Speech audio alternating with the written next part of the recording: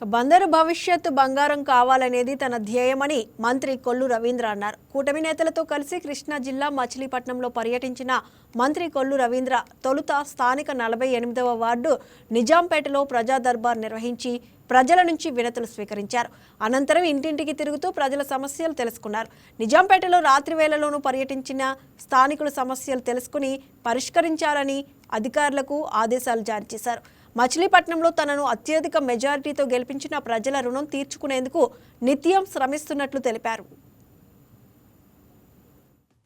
మచిలీపట్నం నియోజకవర్గంలో ప్రతి ఒక్కరిని కలవాలనే ఉద్దేశంతో ఈ రోజు నుంచి మరి గ్రామ సందర్శన అలాగే డివిజన్ పర్యటన కూడా చేయడం జరుగుతుంది. అలాగే పర్యటన అనంతరం గ్రామ సభలు కూడా పెట్టుకుని వాళ్ళ సమస్యలన్నీ కూడా అర్జీ రూపేణ తీసుకుని అవన్నీ కూడా ఆన్లైన్లో ఎక్కించి సమస్య పరిష్కారం చేసి ఒక జవాబుదారిగా ఉండాలనేది ఈ ప్రభుత్వ లక్ష్యం. ఎందుకంటే ప్రతి వారం మేము ఆల్రెడీ కార్యాలయంలో అర్జీలు తీసుకుంటా ఉన్నాం. వాళ్ళందరి దగ్గర నుంచి కూడా సమస్యలన్నీ కూడా పరిష్కారం చేయడానికి ముందుకెళ్తా ఉన్నాం. మరి అలాగే ఫిజికల్గా కూడా చూడాలి, ఎక్కడైనా సమస్య ఉంటే దాన్ని పరిష్కారం చేయాలని చెప్పి ఈరోజు 48 డివిజన్లో రావడం జరిగింది. ఇక్కడ ప్రధానంగా కొంత డ్రైనేజ్ సమస్యలు ఉన్నాయి. అలాగే రోడ్లన్నీ కూడా దాదాపు సిమెంట్ రోడ్లన్నీ కొన్ని లో లెవెల్లో ఉన్నాయి. అవి ఎలా చేయాలని చెప్పి ఒక ప్రణాళిక తయారు చేసుకోవడం కూడా జరుగుతుంది. అట్లాగే కొన్ని ఇళ్ల స్థలాలు G+3 ఇళ్ల స్థలాలు గత ప్రభుత్వం చేసినటువంటి అస్తవ్యస్త విధానాల వల్ల ఇబ్బందులు పడ్డారు.